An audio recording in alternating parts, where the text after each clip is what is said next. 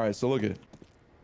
This is how you watch demos, man. You got two options. You can use the CSGO demo UI. I'll put all my commands that I would use to make that easier in the description when this is a video. I personally use Refrag. I'm also sponsored by them, so you know, there's gonna be a little bit of bias there. But I still think it's like way easier to watch demos on Refrag. So let me switch up to their restrat here. There we go. FaZe versus Big Clan. We'll load this demo up. All right, so look at it. I'll put also the key binds for Refrag into the description as well, because if you use this demo menu, you're capping, bro. Don't use the menu. All right, you have to use binds. It's literally so much easier. I have binds for pause and play. I have binds for rewind around, skip around, go back around, and then I have also a bind to go back the last 15 seconds. I think those are the most essential. There's other stuff you can bind to. You can look on their website. I don't think it's that important. I think these are the most essential. So look at when you're watching a demo, because everyone always asks like, what the fuck do you look for? Okay, you have two mindsets you can watch a demo from. Okay, there's three actually.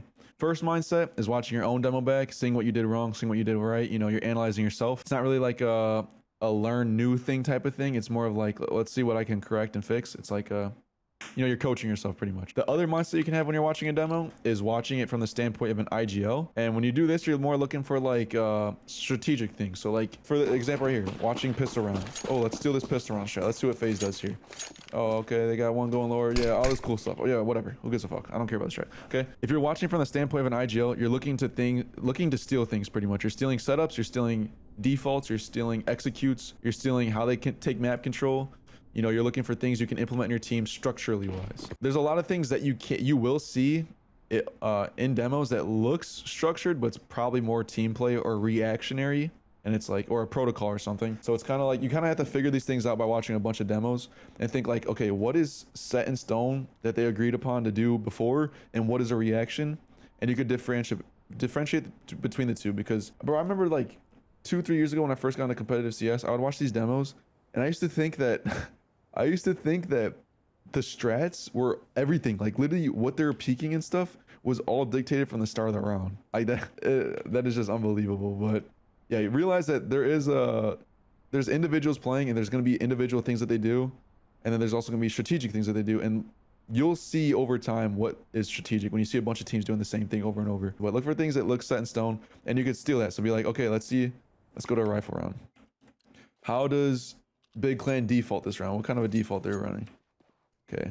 Oh, they're sending quite a bit of numbers towards long here. Oh, looks like it's gonna be like a late long take or something. Obviously, if you're brand new to this, you're not gonna know what a late long take is, but you'll see patterns come up of how teams are playing. T-side does too, and be like, oh, this seems to be like a setup where they sit outside long and then they end up late taking long, or the late taking mid. And then another thing too is when you're doing this and you're watching these demos, take notice of the economy of both teams. What teams are doing when they're low util, what teams are doing when they're full util, what teams are doing when they have lots of money. Are they doing something like aggressive because they know they can buy next round? Are they doing you know, really dry defaults with low util because they don't have that much util? Another thing too is pay attention to the util of the other team. So how is Big gonna, you know, approach a round where FaZe Clan is on a rifle low util buy, where they're like 4100? There's different ways to approach rounds like that. Take notice of the economy, take notice of the strats, and start matching that up into your head. And then obviously other teams, which you'll realize too, is that they have different styles, or even just like slightly different tweaks, but it's like the same premise of a strat of like defaulting mid or something. Throw a different flash. I used to think I needed to learn everything. You don't need to know everything. Things just need to be good enough when it comes to strats. Like let's say some guy throws some crazy flash that lands over mid right here, and then you got another guy who throws one that's a little bit better that lands right here. Like, don't look at too much into that. Just realize it's the same premise of the strat, same goals and stuff in mind. So another thing that you have to do when you're taking notes as IGL is not just strats, but think of like what you can call in a round, how you can combine calls. Like be like, okay, let's skip to like a mid-round situation here.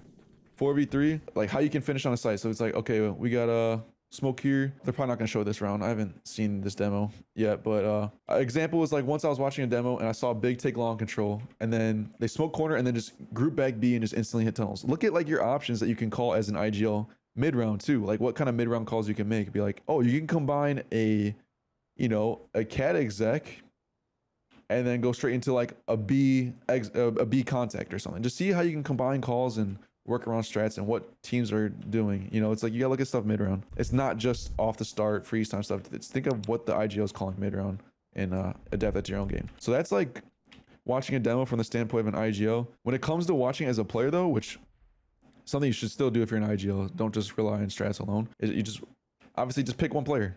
Pick one player, and then you want to take notice of how he's playing around his teammates, what angles he's holding, what util he's throwing, and like, you know, try and guess what he's like gonna do in a sense. Same thing when you're watching from IGL, try and guess what the IGL is gonna call, and it's like a little game you can play. And then if you know, make the same call as tabs, and good job, bro. You're on your way. It's a little bit easier when you're watching as an individual or as a player. You just pick the player who plays your spots and you just watch him. And then you obviously you can just skip the round when he dies. Or if you want to watch the rest of the round out to see how like someone else clutches from a different position, you could do that too.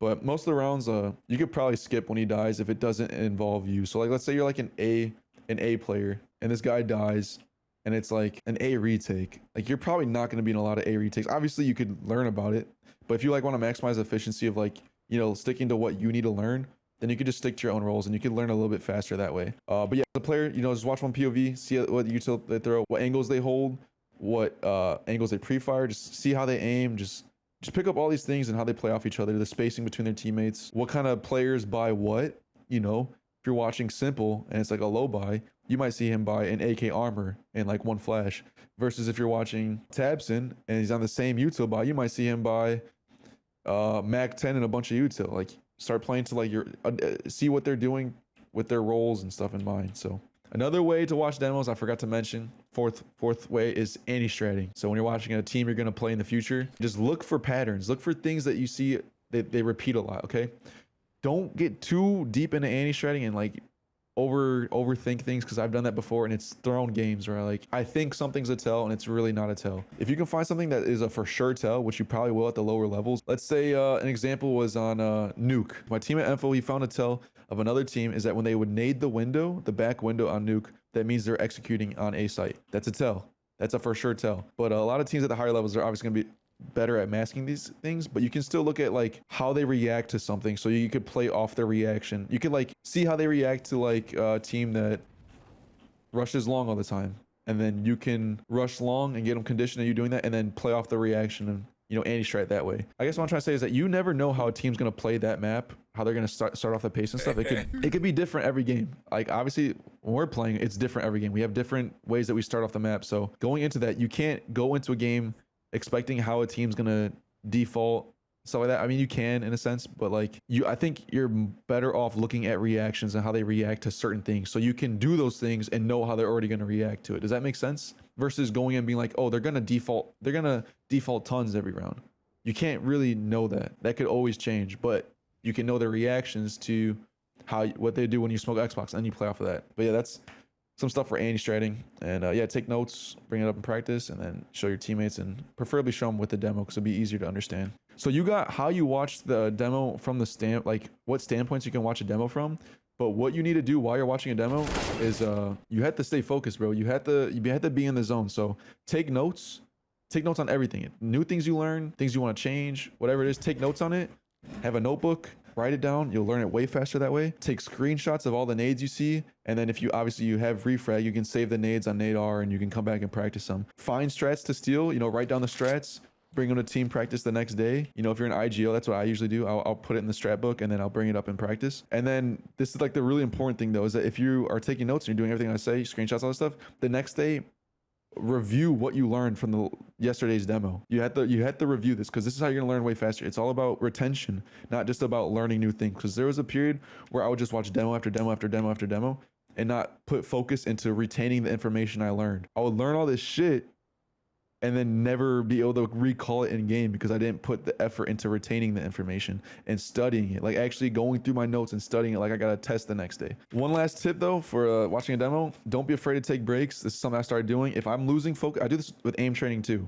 If I lose focus while watching a demo, let's say I'm watching this, I can't focus. Like I'm just not in the zone to like question and see what this guy's doing and trying to understand it. I'll just take a break. Just go take a mental break. You're probably overloading your brain. Just go decompress, go lay down on your couch for 5 to 10 minutes, go pace around your room.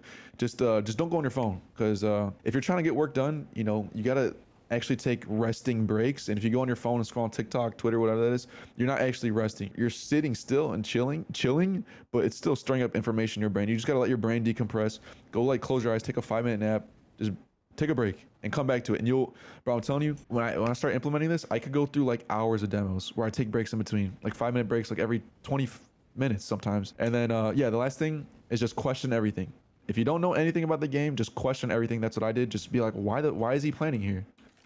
Why is he planning in this position? Why isn't he peeking long after he plants? Like, just question everything and try and find answers to your questions, because there's no study guide. There's no course to learn how to play Counter-Strike. It's everyone has to be self-taught for the most part. So when it comes to these demos, you have to self-teach yourself. And so just question everything. So I think that's everything I had written down to talk about for demos. Let me one last check. Yeah, man, that's everything. So like I said, I would use Refrag. I got a code in the description. That's my personal bias, but you know, if you want to save money, go ahead and use their own demo UI. That shit is gonna take forever to change rounds though, on God. So yeah.